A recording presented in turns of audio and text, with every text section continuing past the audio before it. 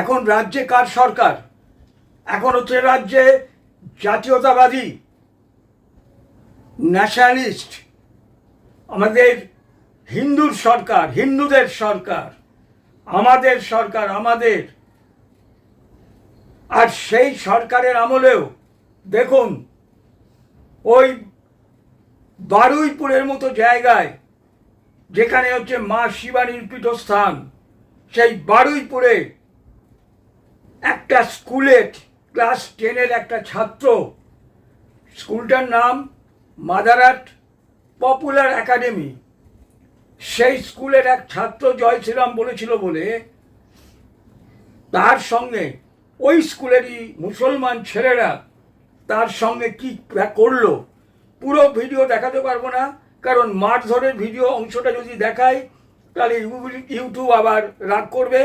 তাই যে অংশটা দেখানো সম্ভব সেই অংশটা আপনাদের দেখাচ্ছি। আমার নাম দেবজিৎ হালদার, আমার বাড়ি বারুইপুর বলরামপুর। আমি ওই মাদার পপুলার একাডেমিক স্কুলে পড়ি। আমার 10ম শ্রেণীর ছাত্র। আমার এই সেকশন নেত্রী 11 রোল। আমি সেদিনকে জুন মাসে প্রথম স্কুলে যাই 4 তারিখে। 4 তারিখে স্কুলে গিয়ে আমাকে ডাইরেক্টলি ওইভাবে দুটো দিয়ে চত্থপর মারা শুরু করে। আমি বললাম কেন মারলি? ওরা সব বলছে যে তুই তো হচ্ছে আরো হবে। তখন 2 পিরিয়ডের সময় একটা ভিডিও দেখায় আমাকে, যে মারা কাটাকুটি ভিডিও দেখায়, গলা গলা কেটে দিচ্ছে, এসব ভিডিও দেখায়। আমি অনেক ভয় পেয়ে যাই। ভয় পেয়ে ওরা বলছে যে তুই ক্ষমা চাইবি, তোকে ছেড়ে দেবো। তার 4 পিরিয়ডের সময় ক্ষমা চাইতে যাই টয়লেট রুমে। ক্ষমা চাইতে গিয়ে আমরা হাত জোরে করে দেখিয়ে দিচ্ছি যে এইভাবে বলতে হবে, সেটা আমি বলছি হাত জোরে করে। তো সেটা ওরা সেটা শুনেনি। না শুনে ওরা আমাকে আরো মারধর করছে। মারধর করার পায়ে ধরিয়ে ক্ষমা চাইয়ে মারধর করে, কানে এমন ভাবে যে কানে এমন তালা ধরে আছে, সে মারধর করিয়ে আমাকে আবার ক্লাসে নিয়ে যায়। ক্লাসে নিয়ে আরো মারধর করে। মারধর করে যখন টিফিন পিরিয়ড পালিয়ে যাচ্ছে, তখন ওরা বলে যাচ্ছে যে কাউকে কিছু বলবি না, বললে তবু আমরা কোপাবো। কোপানোর পরে তারপরে আমি আমার হেড স্যারকে গিয়েছিলাম, আমাদের আনন্দ স্যার, অ্যাসিস্ট্যান্ট হেড স্যার। তিনি বলছে যে ওই আমার ব্যবস্থা নিচ্ছি, বরফ টরফ লাগিয়েছে। বরফ লাগানোর পর বলছে আমি ব্যবস্থা নিচ্ছি, কি করা যায়। ও সুরাজ খান আমাকে মেরেছে। সুরাজ খানকে আমি বলেছিলাম, বলছে যে সুরাজ খান ওকে লাগবে, ও এলে ও স্যার ব্যবস্থা নেবে, কি স্টেপ নেয় দেখবে। কিন্তু এখন পর্যন্ত কোনো স্টেপ নেয়। বর্তমান দিনে এরা এই কেসটা নিয়ে বাড়িতে এসে বলার পরে প্রথম ভয় পেয়ে থাকে, বাড়িতে জানাতে চায় না। বিকেলের দিকে বা সন্ধ্যের দিকে বাড়িতে জানালে ওর বাবা মা ওকে নিয়ে থানায় যায়। থানায় পুরো ব্যাপারটা ডিটেলসে বলার পরে থানা থেকে একটা জিডি করায়। সেই জিডি নাম্বার আমাদের কাছে আছে। এরা লিখিত কমপ্লেন করে, কিন্তু থানা থেকে এফআইআর না করে জিডি করে। তা ওরা একটা মেডিকেলও করায়। সে মেডিকেলের জিডি নিয়ে এরা বর্তমানে স্কুলে যায়। স্কুলে যাওয়ার পরে স্কুল থেকে বলে একটা দরখাস্ত দিতে, কি ঘটনা হয়েছে সেটা নিয়ে। স্কুলে যখন একটা দরখাস্ত দিয়েছে, স্কুল আগামী বুধবার একটা মিটিং এর আয়োজন করেছে স্কুলে। পেরেন্টসদের যারা মারধর করেছে তারা, তাদের গার্জেনরা আসবে। আর যে ভাইকে মেরেছে সে এবং তার গার্জেনরা যাবে, গিয়ে ওখানে স্কুল কি সিদ্ধান্ত নিচ্ছে, স্কুল সেইভাবে একটা স্টেপ নেবে বলে আপাতত জানিয়েছে। ভিডিওটা দেখলেন? আমি বিকাশ রঞ্জন ভট্টাচার্যকে সবার আগে জিজ্ঞেস করছি, আপনি তো ওই উত্তরপ্রদেশে 1 লাখ তার ফ্রিজে মাংস রেখেছিল বলে, তাকে মারা হয়েছিল বলে আপনি ওই ধর্মতলায় টিপু সুলতান মসজিদের সামনে দাঁড়িয়ে গরুর মাংস খেয়ে প্রতিবাদ করেছিলেন। তাহলে এই যে মাদারাট পপুলার একাডেমির এই ছেলেটাকে এই যে নৃশংসভাবে মারা হলো, যেহেতু মারার ভিডিওটা দেখাতে পাচ্ছি না, কানে পর্যন্ত চট থাপ্পড় মেরেছে এবং তাকে একটা ভয়ঙ্কর ভিডিও দেখেছে কিভাবে তারা গলা কাটে, এই ভিডিওটা পর্যন্ত তাকে দেখানো হয়েছে, দেখিয়ে তাকে ভয় দেখানো হয়েছে এবং বলা হয়েছে কাউকে বলবি না। কিন্তু বাথরুমে নিয়ে গিয়ে 4 জনে নৃশংসভাবে তাকে মারধর করে। তাহলে বিকাশ বাবু, আপনি তো একজন প্রথিতযশা লয়ার, আপনি 1 লাখের জন্য এই করেছিলেন, তাহলে এই ছেলেটির জন্য আপনি তাহলে কি করবেন? এই ছেলেটির জন্য তো আপনার কোর্টে যাওয়া উচিত। যারা করেছে তাদের বিরুদ্ধে কেস কোর্টে লড়া উচিত আপনার, বিনা পয়সায়। আপনার অনেক পয়সা আছে, আপনার অনেক বড় বাড়ি আছে, তাই এই একটা গরিব ঘরের ছেলের জন্য আপনি বিনা পয়সায় লড়তে পারেন। এর জন্য যারা মেরেছে তাদের দৃষ্টান্তমূলক পানিশমেন্টের ব্যবস্থা করতে পারেন, আপনার সেই ক্ষমতা আছে। কিন্তু আপনি করবেন না, আপনি করবেন না, করবেন না, করবেন না। তার কারণ কি জানেন? ওই ছেলেটি হলো একটা হিন্দু ছেলে এবং সে জয় শ্রীরাম বলেছিল। এবং ওই জয় শ্রীরামের ভিডিওটা ওই মুসলমান ছেলেগুলো দেখে এবং তারা তাকে মারধর করে। কাজে আপনি বিকাশ রঞ্জন ভট্টাচার্য, প্রাক্তন কলকাতার মেয়র, সিপিএমের বড় নেতা, যেখানে দাঁড়ান সেখানে হারেন। আপনি কিন্তু এর জন্য দাঁড়াবেন না, কারণ এটাই হচ্ছে আপনার মাইন্ডসেট। এবারে আমি আমাদের হিন্দুদের বলছি, দেখুন আজকে আমাদের সহায়ক সরকার এসছে, বহু অত্যাচার, বহু আক্রমণ, বহু হত্যা, বহু ঘরবাড়ি জ্বালানো, বহু নারীর ধর্ষণের পরেও আজ আমাদের সরকার এসছে।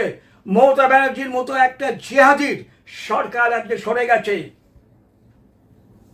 তা সত্ত্বেও কিন্তু দেখছেন এই জিহাদিরা এখনো মনে করছে এ বাংলা আমাদের বাংলা, এই পশ্চিমবঙ্গ না, এটা আমাদের বাংলা, সুবে বাংলা, এখানে আমরা যা খুশি তাই করতে পারবো।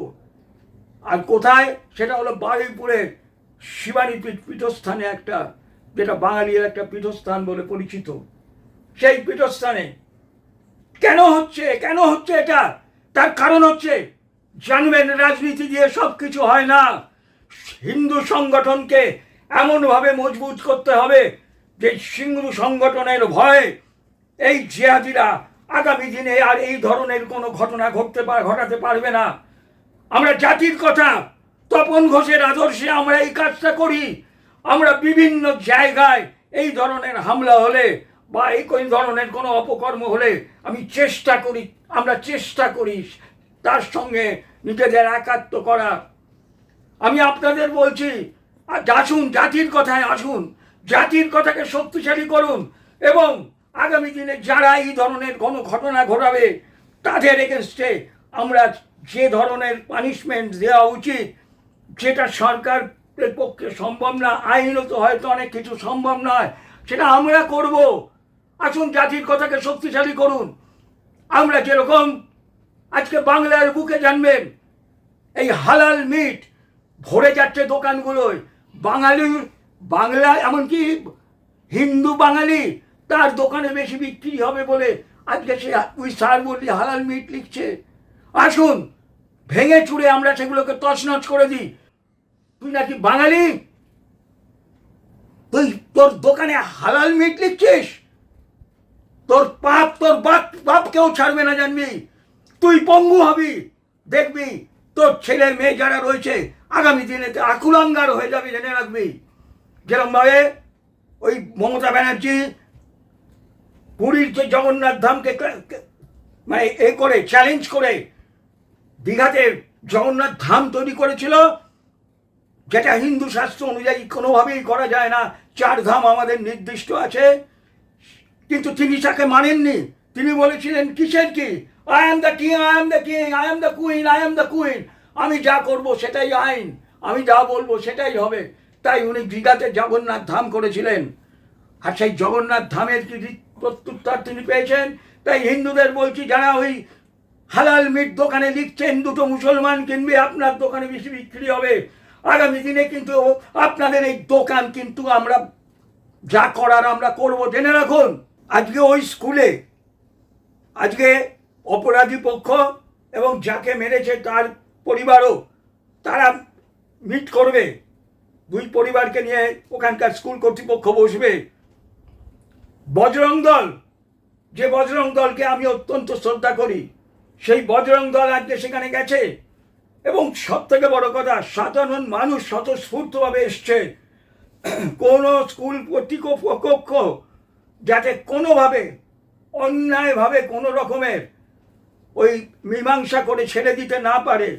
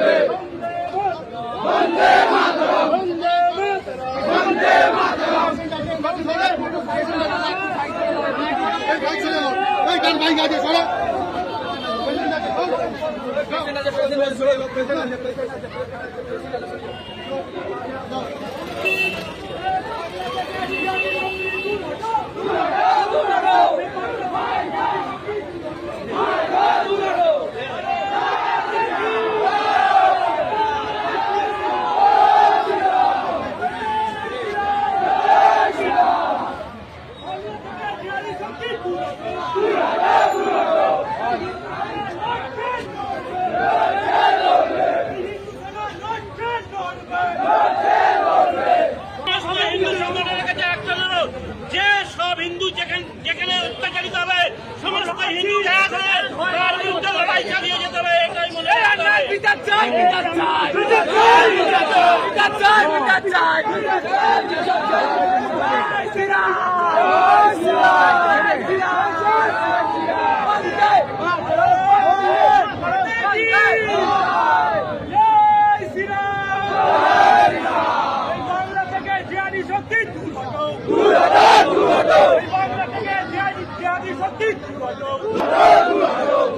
প্রতিবাদের সেই ভিডিওটা আপনারা দেখলেন।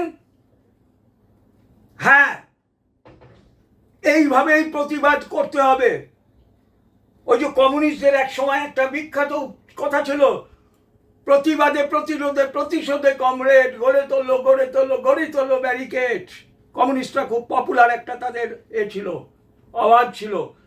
তো সেই রকম প্রতিবাদে প্রতিরোধে এবং প্রতিহিংসা কোন রকমের ওই মিটিয়ে দিলাম আর কোনোদিন বলবে না এই নয়। জিহাদিরা কোনোদিনই মেটে না। মোহাম্মদ ঘড়ি মেটেনি। মোহাম্মদ ঘড়ি যেরকম কোরআনে হাত রেখে বলেছিল পৃথ্বীরাজ চৌহানকে আমি আর ভারতে আক্রমণ করব না, কিন্তু তারপরেও সে আক্রমণ করেছিল এবং ওই পৃথ্বীরাজ চৌহানকে সে হত্যা করেছিল। তো সেই রকম এই জিহাদি ছেলেগুলো জানবেন, আমি বেটা রাম নাম করেছি, তোর শালা কি রে, তোর শালা কি? না, রাম নামে ওদের ছাকা লাগে। তার মানে এদের মাথার মধ্যে অলরেডি জিহাদির পোকা ঢুকে গেছে। কিন্তু এই ছেলেগুলো জানবেন, ক্লাস 10, 9, 10, 11, 12 এই বয়সগুলো কিন্তু খুব ভাইটাল বয়স জিহাদি বানাবার জন্য। এই বয়সগুলোই কিন্তু যথেষ্ট। তাই রাম নামে যাদের যে ছেলেদের ছ্যাঁকা লেগেছিল এবং ওই ছেলেটাকে মারধর করেছিল, শুধু মারধর করে না, গলা কাটায় তাকে ভয় দেখাবার জন্য, তার মধ্যে হাড়হীন করা ভয় সৃষ্টি করবার জন্য তাকে খুব ভয়ঙ্কর সমস্ত গলা কাটা মুখ কাটা এই সমস্ত ভিডিও দেখিয়েছিল। এইসব ভিডিও কাদের কাছে থাকে? এসব ভিডিও থাকে জেহাদিদের কাছে। কাজে এই ছেলেগুলো অলরেডি, যে মুসলমান ছেলেগুলো তাকে মেরেছিল, তারা কিন্তু অলরেডি জিহাদের পাঠ নিয়ে নিয়েছে। তারা কিন্তু অলরেডি, মনে রাখবেন, তারা কিন্তু অলরেডি জিহাদের পাঠ নিয়ে নিয়েছে। এমনি যদি স্কুলে মারামারি হতো, এমনি যদি ধরুন ওকে মেরেছে কোনো কারণে, সেটা এমনি মারামারি। কিন্তু যারা জয় শ্রীরাম বলার জন্য মরে, যারা জিহাদের ভিডিও দেখে তারপরে মারে, বুঝতে হবে যে তার মধ্যে অলরেডি জিহাদের রক্ত ঢুকে গেছে। এদের স্কুল থেকে তাড়াতে হবে, কোনো রকম কম্প্রোমাইজ নয়। স্কুল কর্তৃপক্ষ এখনো কিন্তু, মনে রাখবেন, স্কুল কর্তৃপক্ষের মধ্যে এখনো কিন্তু ওই মেকু সেকুলারিজম, ওই একই বৃন্তে দুটি কুসুমের পচা রক্ত কিন্তু এখনো ঢুকে আছে, জানবেন। একদিনে সব কিছু বলটায় না। তাই হিন্দু শক্তিকে বলছি, ওই বজরং দলকে বলছি, ওখানে যদি আমরা থাকতাম, আমরা জাতির কথার পক্ষ থেকেও একই দাবি জানাতাম, ওই ছেলেদেরকে স্কুল থেকে রাস্ট্রিকেট করতে হবে। ওই ছেলেদের কেন ওদের ওই ভিডিওর মধ্যে এই ধরনের, ওদের এই মোবাইলের মধ্যে কেন এই ধরনের ভিডিও রয়েছে? তার মানে হয়েছে কি, এরা ওই জিহাদি হয়ে গেছে। কাজে জিহাদিদের কখনো স্কুলে রাখা যায় না। তাই বলছি, বজরং দলকে বলছি, ওখানকার হিন্দুদের বলছি, কোনো রকম আপোষে যাবে না। অনেক রকম আপনাদের মাথায় টুপি পরাবার চেষ্টা হবে। তাতে আপোষ নয়, আপোষহীন। পৃথ্বীরাজের কথাটা মনে রাখবেন, আপোষহীন। ছেলেদেরকে স্কুল থেকে বহিষ্কার করতে হবে।